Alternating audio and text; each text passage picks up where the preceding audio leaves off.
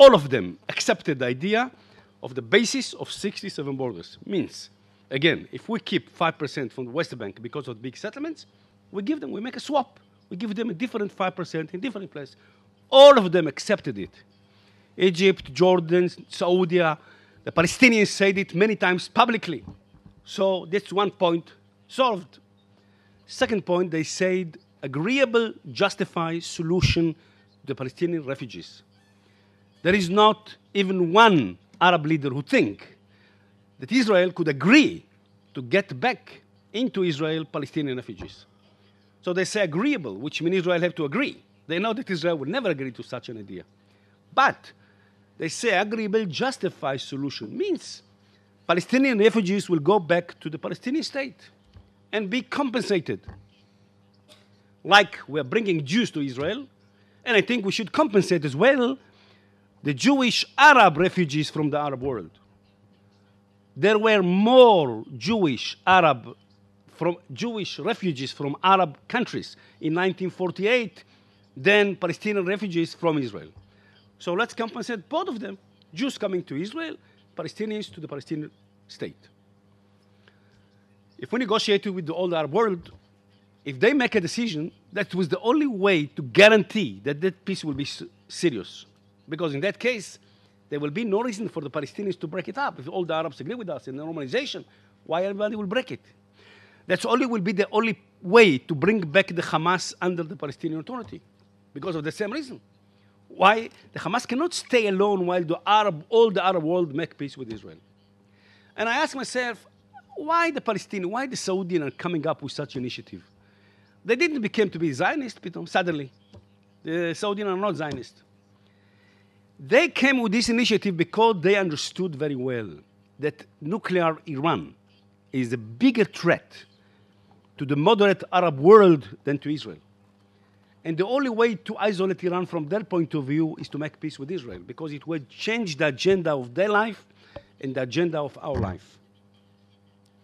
And I'm sorry that I failed to convince the prime ministers of Israel, including Netanyahu, to take over this initiative. If he will do it, he will be the king of the world. Suppose that he is coming and saying, I'm accepting to make peace on the basis of the Arab initiative. I would like, let's negotiate it. And I invite all the Arab world to come to negotiate it. One of two will happen. If they will come, he will be the king of the world.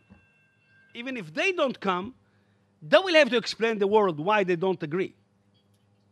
Not us. In that situation, believe what would happen in your own countries, that Israelis agree to establish a Palestinian state on the basis of the Arab initiative, and they refuse.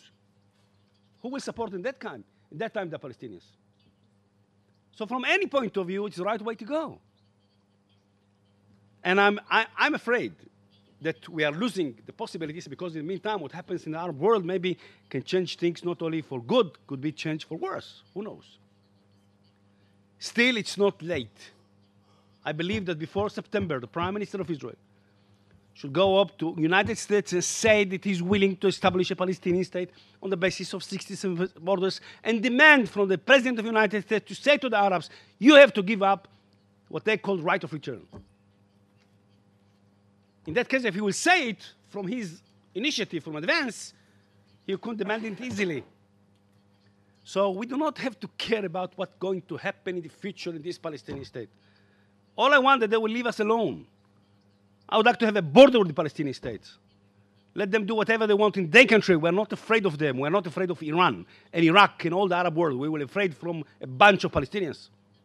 We're not afraid of them. We have the ability to protect ourselves. And we have to be afraid. And mainly, one of the big possibilities of having security is having peace. Because peace is the best security we can have if we have a really total peace and we don't have to take care anymore about that. And last thing about this point. I believe in peace all my life. Even when I was in the Likud, I'm the only one member of the Likud who did not vote against Oslo, which supported Oslo. Because I believe in peace. Even it was discipline of the party to vote against it. I didn't vote against it. Because I believe it's right to make peace with Israel. Why?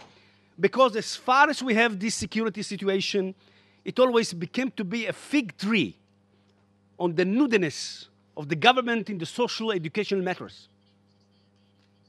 That always has been a good excuse. We do not have now the time, the means, the budget to take care of the poverty, of the education, of the other systems. We have to take care of security. It's right to take care of security. But as far as this reason exists, nobody is seriously really taking care of those problems. Only if we have peace, so all the intention and the means and the possibilities and the time of the leaders should be channeled to take care of the social, educational problems of Israel, which are much worse than you think. I'll give you just 2 numbers. In Israel of today, 52% of the children in elementary schools are Arabs or Haredim, which means more than half of the population of Israel for the future are educating not to go to the army, not to go to work, not to contribute anything to the market, and to live on the income of the other people.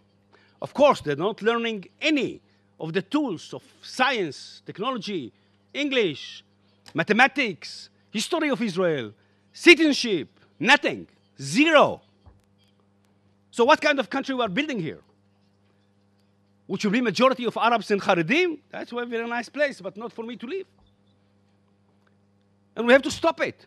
We have to say to those people, guys, you have to work. You have to go to the army, all of you. You have to study all the core heart of the education. It's a condition to have budget from the country. I tried to pass laws in this direction. The government, of course, defeated me in the Knesset. But I think it's a bigger danger than the Arabs to the future of Israel. So if it's not worrying you, I don't know what will worry you more. Me, it worries more than the Arabs. And therefore, that's the reason why I believe that we should, as fast as possible, giving up those territories with no hesitation, because by that we are doing good for the state of Israel. Because by that we are ensuring that we have a Jewish state, a democratic state with majority of Jews.